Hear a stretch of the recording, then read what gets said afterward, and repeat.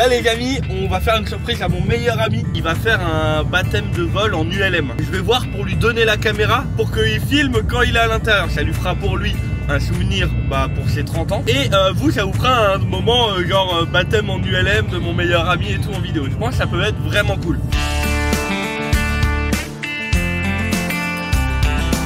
Une dinguerie, j'ai des bébés qui viennent de naître. Je vais vous montrer, c'est un animal que j'attends depuis...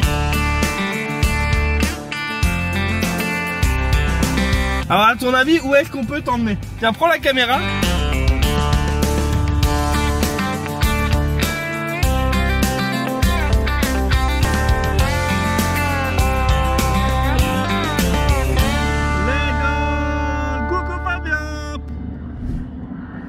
Et c'est parti pour une nouvelle semaine ensemble. Salut tout le monde, j'espère que vous y allez bien. Bienvenue pour le nouveau weekly vlog, le weekly vlog numéro 3. Après vos retours exceptionnels, vos commentaires de fou furieux et la grande réussite des premiers épisodes, bien évidemment, on continue l'aventure des weekly vlogs où je vous emmène avec moi durant toute une semaine à travers toutes mes aventures. Et les amis, là, je suis un peu fatigué parce que si vous avez vu l'épisode numéro 2, et pour vous c'était il y a une semaine, c'était dimanche dernier.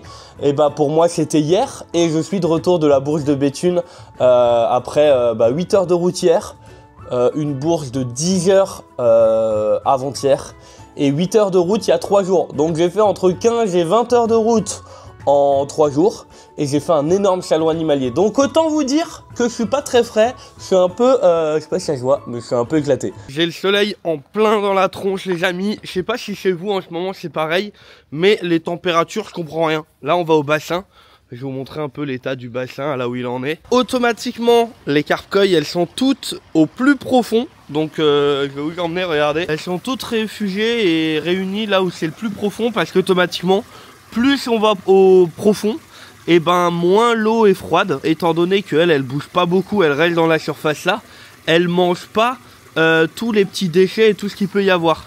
Donc il y a les UV qui tournent pour que l'eau soit, l'eau elle est transparente à fond quoi.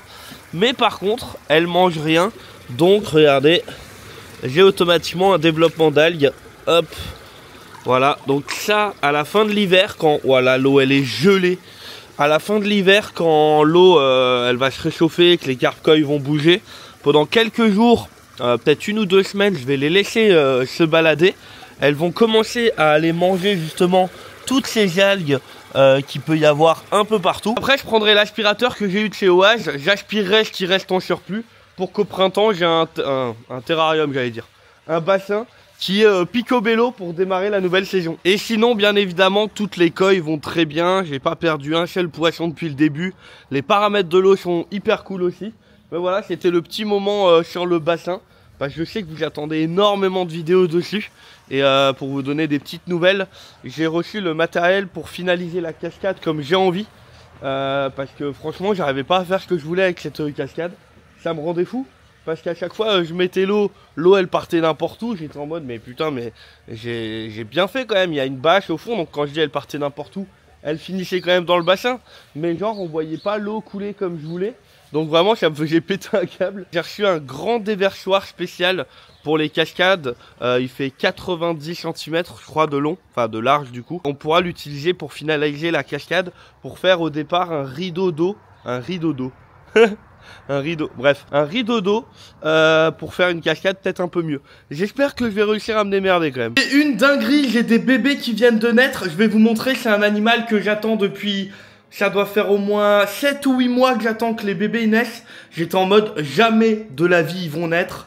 Et ça y est, il y a les premiers. Et il y en a pas qu'un, genre il y en a 4, 5, je sais pas combien il y en a. Je vous les montre, c'est un animal que je pense que vous allez kiffer. Bon là il est encore bébé, donc pour le moment... pour le moment il est bébé, mais je pense que vous allez kiffer vraiment. Je vous ai fait un petit zoom pour bien vous les montrer. C'est des Phyllium giganteum, l'une des plus grandes espèces de phasmefeuilles. Ça fait exactement 7 mois que les œufs qui à l'intérieur sont là comme ça et attendent. Bien évidemment je vais tout faire pour bien les faire grandir, qu'ils deviennent adultes et tout. Je vous tiens au courant dans les prochains weekly vlogs. Mais franchement c'est pas une espèce non plus ultra simple à faire grandir. Il faut un endroit aéré, beaucoup de nourriture. Faut éviter le verre. Si maintenant vous avez des parois en verre et que vous vaporisez, et ben les feuilles, enfin la partie plate du phasme-feuille va faire un effet ventouse sur les vitres ou le plexiglas et il va mourir collé. Donc il y a plein de trucs à faire pour maintenir cette espèce. Je suis trop content. En plus, bah voilà, grâce au weekly vlog, maintenant je peux vous partager plein de choses comme ça que avant dans mes vidéos, et ben je pouvais pas trop. Donc là voilà, première naissance à la maison de Philium giganteum. Ça fait des mois que j'attends. Donc je suis trop content. Voilà, c'était le petit moment de la soirée là, je sais pas trop quelle heure il est.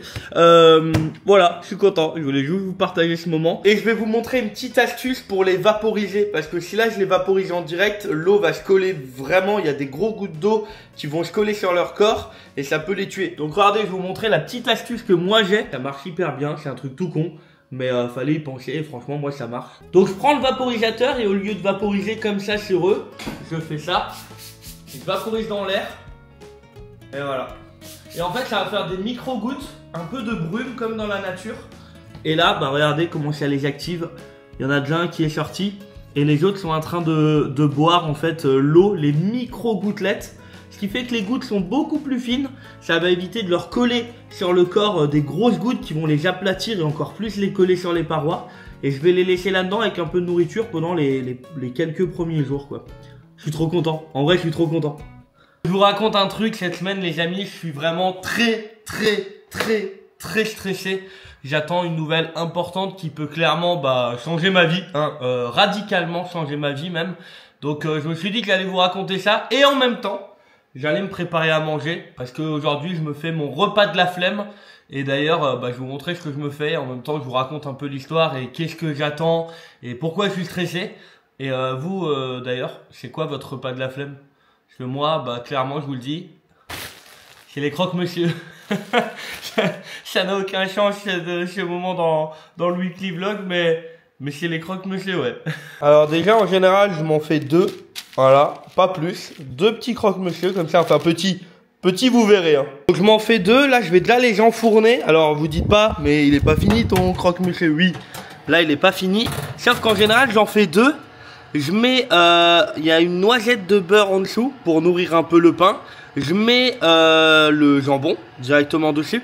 Et là, je vais déjà le faire cuire à peu près 5 minutes pour que le jambon il soit un peu cuit, bon comme ça.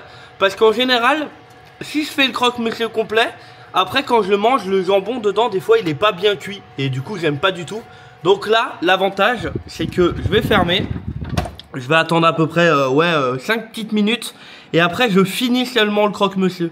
Comme ça, je suis sûr d'avoir du jambon cuit comme moi j'ai envie. Voilà, c'était l'astuce de Top Chef. Non, je rigole. Mais voilà, moi, je vous raconte mes petites astuces un peu à la con. Hein. Clairement, je suis pas sûr que ce soit utile pour grand monde. Mais en vrai, ça marche. En vrai, tu le cuis en 2 fois. D'abord, tu fais ton pain, une noisette de beurre, jambon. Tu le cuis un peu.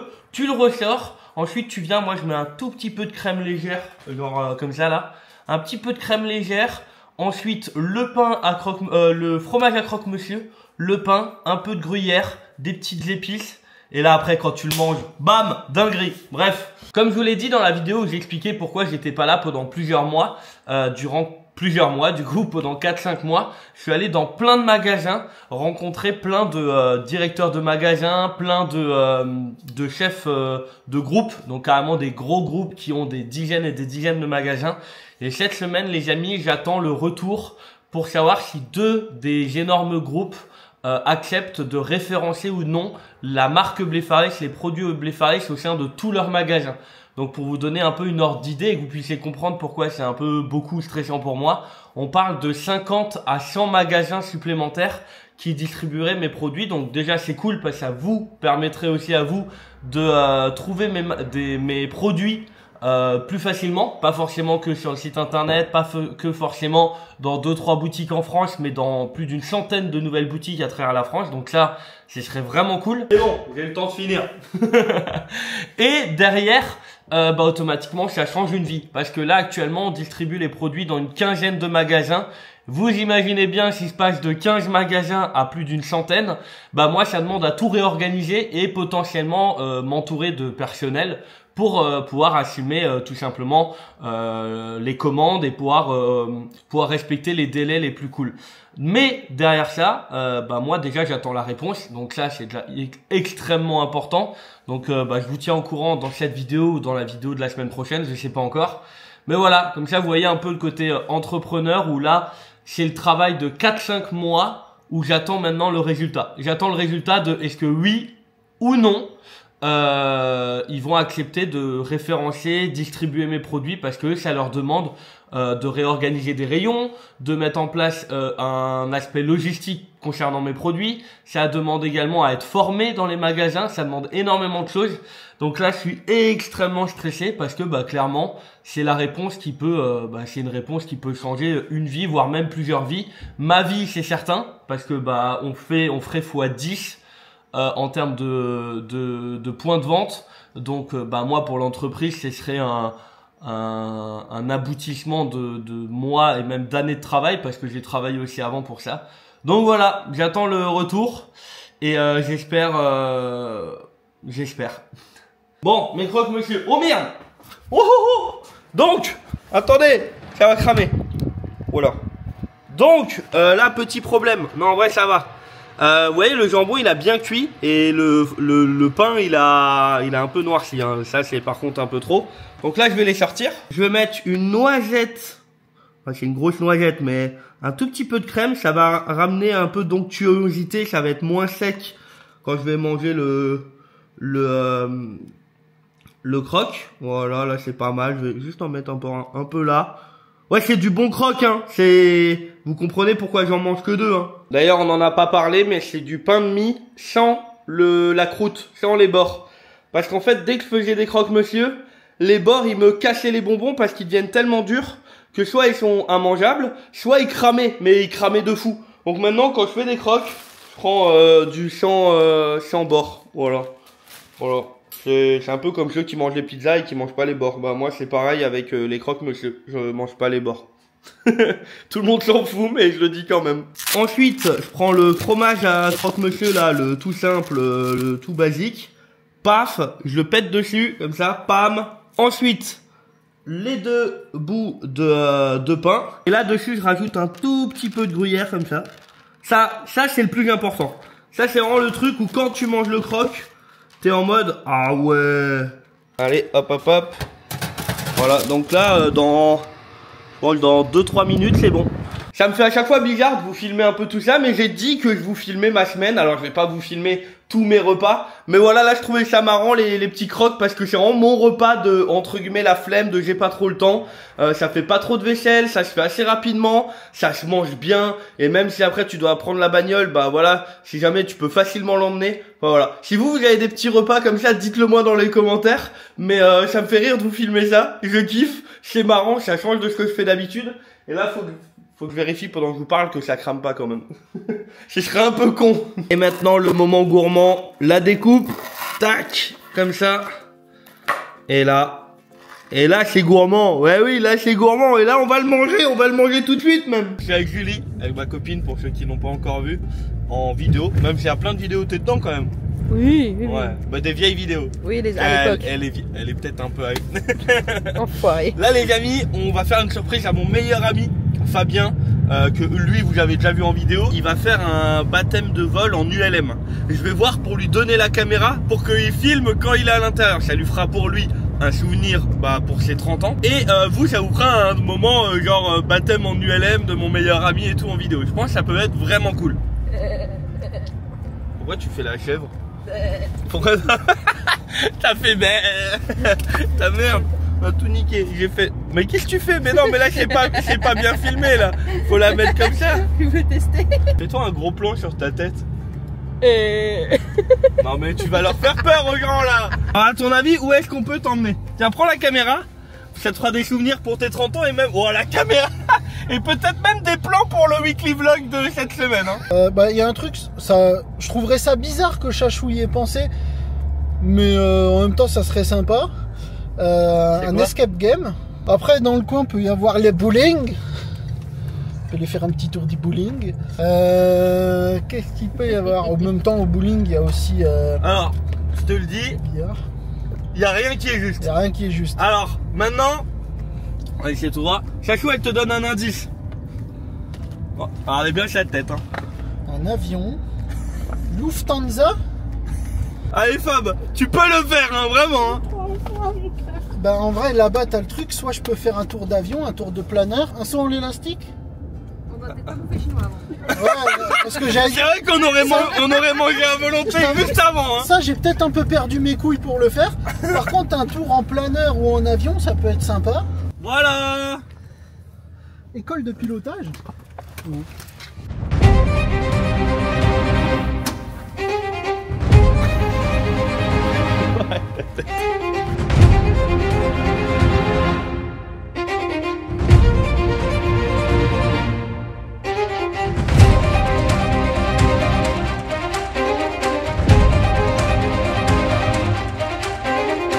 Voilà, Fab il est dans l'avion, moi faut que je cours pour voir le décollage. Je vous mets un plan de Fab là maintenant tout de suite.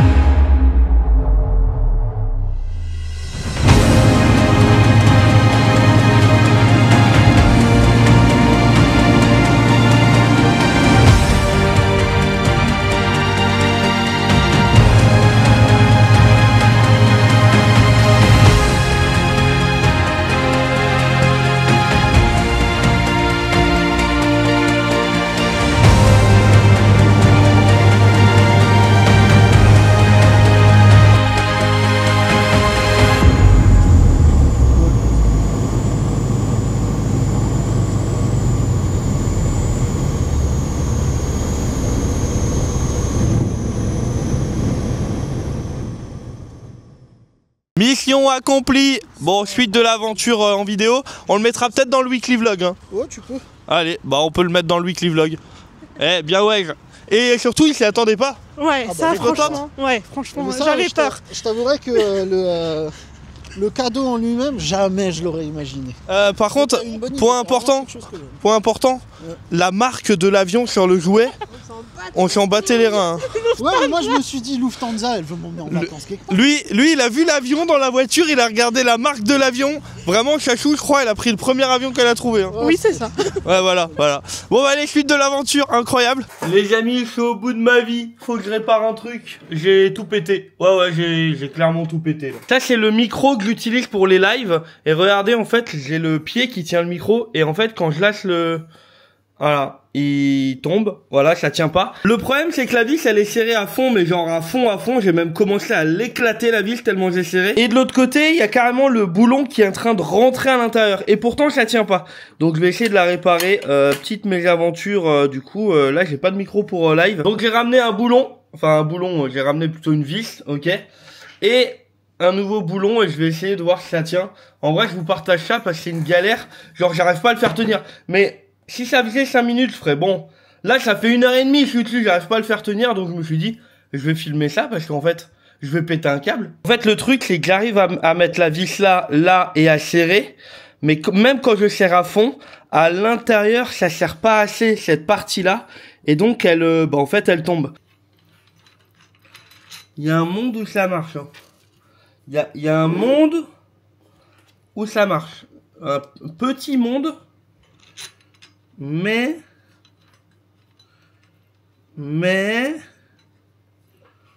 là il faut que j'arrive à glisser maintenant. Pour le moment, ça marche. Mission accomplie.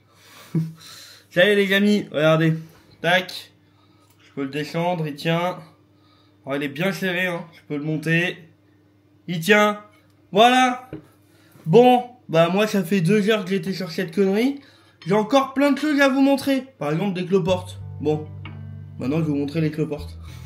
En revenant de la Bauge de Béthune, je suis pas revenu les mains vides. J'ai des nouveaux animaux, je vais vous les présenter. Et surtout, on va faire une petite installation complète pour eux avec une lumière, petit terrarium sympa. Alors, ce sont des Armadillidium maculatum yellow. C'est des petits cloportes tropicaux hyper jolis, vraiment très beaux. De base, ils ont une couleur un peu dans les tons blancs, enfin les rayures sont plutôt blanc-grise.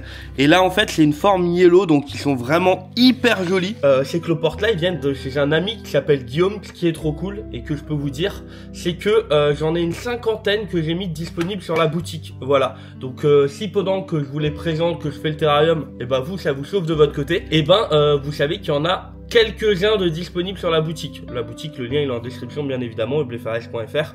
Voilà, c'est si jamais ça peut vous chauffer, à savoir que vous pouvez également les mettre dans vos terrariums tropicaux, c'est-à-dire que vous n'êtes pas obligé de faire un terrarium spécialement pour eux. Vous pouvez, si à la maison vous avez gecko à crête, Felzuma, des animaux un peu plus grands ou des grenouilles, comme de la dendrobate, de la littoria, enfin bref, vous l'avez compris, des lézards grenouilles tropicales, et ben vous pouvez en mettre pour qu'ils fassent le travail dans le sol, aérer le sol, manger tout ce qui est matière organique, enfin tout ce qui est déchets pour transformer en matière organique. Ça va être bénéfique pour vos plantes, ça va entretenir votre terra, et que ce soit cette espèce ou d'autres, il y en a de disponibles sur la boutique, vous pouvez vraiment vous faire kiffer. Donc juste ici dans le coin, je mets tout simplement ce qui va gérer toutes les lumières. C'est un petit connectique USB qui est ultra pratique, sur lequel je peux décider d'allumer, d'éteindre. Là, le petit terrarium, on le met dans le coin. Sur le dessus, j'ai une lampe flexible, vous voyez, avec un aimant. Donc on va la laisser, ça va être vraiment stylé. Et ensuite, j'ai plus qu'ici à faire paf, et ça l'allume. Et là, ce qui va être cool, c'est qu'à côté, je vais brancher tous les autres et je vais me faire une install complète avec plein de petits terrariums comme ça, avec des cloportes tropicaux à l'intérieur. Ça va être le feu. Il y aura des Armadillidium, des Porcellio, enfin bref, on va faire une install de fou furieux. Ça va être vraiment bien et vous allez la voir évoluer au fur et à mesure des weekly vlogs. Alors bien évidemment, qui dit que je fais un terrarium avec des animaux tropicaux, en l'occurrence la des cloportes, dit que je vais utiliser les produits eublefares, bien évidemment. J'ai un bac avec à l'intérieur du Premium Tropical Soil, le substrat que j'ai sorti, qui est énormément utilisé. D'ailleurs, merci beaucoup. On a dépassé les 25 000 litres de substrat commandés et vendus. Il est présent dans plein de boutiques. Il est présent même dans des parcs géologiques maintenant. Donc voilà, c'est un substrat qui a des particularités de fou. Et ensuite, on va utiliser les feuilles de chêne, le lichen. J'ai les nouveautés, les cachettes Enea. Je vais vous en parler un peu plus en détail dans quelques minutes. De la mousse, enfin des gousses et tout. On va utiliser tout ça pour faire un petit milieu bien sympa pour accueillir nos petits cloportes tropicaux. Ce que je vais faire, c'est que tous les produits que j'utilise dans cette vidéo pour faire le terrarium des cloportes, je vous mets leur nom en description de cette vidéo. Voilà, je vous mets le nom en dessous avec à chaque fois le lien qui envoie vers le produit. Comme ça, si quand j'utilise un produit, il y en a un qui vous plaît, vous avez juste à cliquer sur le lien. Et comme ça, si jamais ça peut vous intéresser, vous pouvez le commander. Alors, ce qu'il faut savoir, c'est que les petits Armadillidium, c'est des cloportes originaires d'Europe. Ils vont vivre à une température de 20-24 degrés. Donc, pas besoin de tapis chauffant spécifique si la pièce, elle est assez chaude. En l'occurrence, moi, là, on est dans la pièce où il y a tous mes animaux. Donc, vraiment, il n'y a aucun problème avec ça. Et en plus de ça, c'est des cloportes qui vont vivre en partie dans le sol, mais également qui vont adorer vivre sur des surfaces, on va dire, plus sèches, même si j'ai du mal à dire ce mot. Ils aiment pas les milieux blindés d'humidité, c'est hyper important de le savoir. Alors c'est parti, on va mettre maintenant un fond de substrat à l'intérieur. Donc vous voyez le substrat à l'intérieur, il y a plein de choses différentes. C'est vraiment un substrat, on a mis 3 ans et demi quand même à le sortir. Ça a mis énormément de temps à le concevoir, on l'a fait avec un laboratoire et tout. Et maintenant, on est hyper content du produit que vous avez. En fait, c'est un substrat clé en main, histoire que vous n'ayez pas besoin d'acheter 50 000 trucs, des billes d'argile, des machins bizarres. Voilà, là vous l'achetez, vous avez tout en main. J'ai quand même prévu le petit coup de vaporisateur. En plus, ce qui est cool, c'est vu que les Armadillidium, ils aiment pas quand c'est full humide, mouillé et tout. Et ben là c'est bien, le substrat il est pas trop humide de base. Je vais pouvoir l'adapter comme moi je le souhaite en fait. Voilà, j'humidifie un tout petit peu, je vais pas abuser. Voilà, comme ça là c'est plutôt pas mal. Alors le terrarium il est pas non plus gigantesque, hein, il fait 30 cm par 20. Donc ça suffit largement pour eux. Faudra que je fasse gaffe de voir s'ils vont pas grimper après les joints en silicone. Si jamais ça arrive, je vais mettre une fermeture en plexi ou quelque chose comme ça au-dessus pour que on soit tranquille. Maintenant à l'intérieur, je vais mettre les cachettes Enea. C'est les nouveautés de la marque eublefares. Voilà les nouveautés de produits. La semaine prochaine, on fera même le shooting photo pour la boutique et tout, de celle-là, mais également d'autres. Alors, quels sont les avantages de cette cachette? Elle est faite à base d'une coque d'Urico, comme les cachettes Kabuto que vous avez pu peut-être déjà voir sur le site. Alors, à l'intérieur, il y a 9 trous. Il y en a un sur le dessus, 4 et 4 à chaque fois sur le côté, d'où le nom qu'elle porte, Enea, qui veut dire 9 en grec. Donc voilà, comme ça, il y a une petite rêve sympa. Alors, pourquoi elle est vraiment cool? Déjà, elle peut être utilisée, enfin, en général, elle est utilisée pour les crevettes en aquariophilie ou les petits poissons en nano-aquarium ou même les petits culis, les petits poissons serpents, mais également pour les isopodes comme les cloportes tropicaux. Ce qui va vraiment être cool, c'est qu'en général, les cachettes qu'on trouve pour les crevettes, tout ça, ça va être des tubes. Ça va être des tubes en verre, ça va être des tubes en céramique, ça va être ce genre de choses. Là, c'est 100% naturel. Alors, l'avantage qu'il y a vraiment, c'est que quand c'est des tubes en verre, la lumière, les tubes, ils deviennent verdâtres à nettoyer, c'est chiant. En plus, c'est pas naturel. En céramique, c'est un peu le même principe, c'est vite un peu sale, c'est un peu chiant à nettoyer et il n'y a pas vraiment d'apport autre que des cachettes. Là, on est sur une cachette qui déjà est 100% naturelle. Elle peut verdir, ça dérange pas parce que c'est comme une racine dans l'eau, il n'y a vraiment aucun problème. En fait, la matière fait qu'ils vont vraiment pouvoir s'accrocher dessus. Donc ça, pareil, si en terrarium, chez vos cloportes ou dans vos aquariums, vous voulez mettre des plantes épiphytes comme de l'anubia, de la microgérium, de la bolbiti ou autre, vous pouvez, sans problème. Ils vont vraiment pouvoir rentrer à l'intérieur. Et au-delà de tout ça, contrairement à tous les autres décos en plastique, tout ça, et là c'est naturel. Donc en fait, elles vont manger les fibres présentes sur la cachette. Donc si à la maison vous avez des crevettes ou des nano-aquariums avec des petits poissons ou tout simplement des cloportes, bien évidemment faut pas mettre ça pour un gecko-léopard, il n'y a pas d'intérêt, la cachette Enea c'est le feu. En fait c'est cool pour la repro, pour les cachettes, pour le nourrissage, pour votre aquarium. Elle va libérer un tout petit peu de tanin qui va protéger aussi vos animaux. Donc voilà, nouveauté, cachette Enea. Alors celle-ci, je vais en mettre deux tout simplement car les armadillidium, ils adorent aller en dehors du substrat. Donc je vais vraiment en mettre une en plein milieu et une autre juste à côté, voilà. Ça va vraiment, ils vont kiffer normalement. L'avantage aussi quand c'est des produits naturels comme ça, c'est que si vous en mettez plusieurs, elles ont toute une tête un peu différente. Elles ont toute une forme un peu différente. C'est pas à chaque fois exactement pareil comme des trucs qui sont faits en plastique, en verre, en céramique. Là voilà, la nature fait son travail. Je vais également mettre des petits bouts de lichen. Ça, les cloportes, ils vont adorer aller dedans, fouiller et tout. À savoir que c'est du lichen stabilisé, ok, qui est 100% naturel et il y a rien dedans. Et en fait, l'avantage du lichen, c'est que là, il peut plus vraiment mourir. Entre 10 et 40 degrés, il bouge pas. Donc l'avantage, c'est que si vous avez des terrariums désertiques dans lesquels vous aimeriez mettre des petites plantes et tout, vous pouvez mettre du lichen. Alors le lichen en soi n'est pas une plante, c'est plutôt un champignon qui vit en symbiose avec une algue. Et donc voilà, ça vous permet de faire des petits décors comme ça dans des milieux humides, secs, vraiment dans n'importe quel milieu, en hauteur. Et le lichen, en fait, vous pouvez vraiment le prendre. Et là, par exemple, ce que j'ai en main, si je veux le séparer en deux, je le sépare en deux, je le mets à deux endroits différents, il va pas mourir vu qu'il est stabilisé.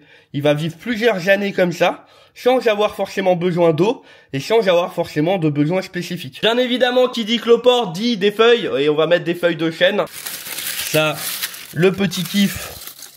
Paf, paf, paf. Donc là, ils vont vraiment en manger, c'est joli, ça fait des cachettes. Je vais maintenant placer à l'intérieur des petites gouttes. Certaines vont libérer du tanin dans l'eau, vont libérer du tanin quand elles vont être en contact avec l'eau, donc quand je vais vaporiser et tout. Le tanin va aller dans le sol, nourrir et être bénéfique pour le sol. Donc et en plus de ça, ça fait des cachettes pour les animaux. C'est joli, c'est naturel. Voilà, les petites lotus. Par exemple, ça fait pas vraiment d'apport. Par contre, les cloportes vont adorer aller en manger. Et surtout, ça fait plein de cachettes où ils vont pouvoir se reproduire. Alors, on va commencer avec la cachette ninja. J'aurais même dû la mettre plus tôt. Parce qu'en fait, je vais la mettre sous la mousse. En fait, celle-là, j'aimerais qu'elle soit en partie enterrée. Et ce qui fait que là, ils vont vraiment adorer aller dedans et faire leur petite vie. Alors, je vais peut-être pas tout mettre. Parce que ça va faire beaucoup. Le terrain, c'est pas un terrarium de 60 cm. Mais voilà, des petites gousses sympas. Donc, de la Jutitiba. Les petites lotus, je vais absolument les mettre, mais à l'envers. Comme ça, parce que ils vont adorer aller la manger et se reproduire à l'intérieur. Et là maintenant, petit coup de vaporisateur, sans trop abuser. Et maintenant, c'est le moment où on libère les cloportes à l'intérieur.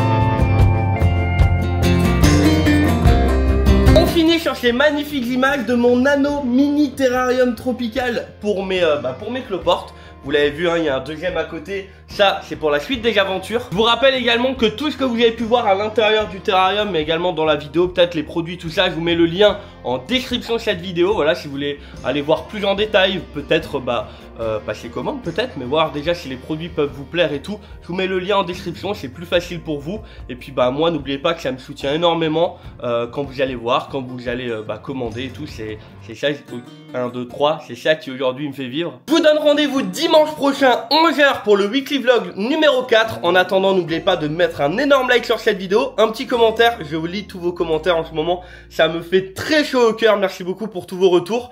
Et si c'est pas encore fait, abonnez-vous. Voilà. À la semaine prochaine. Salut!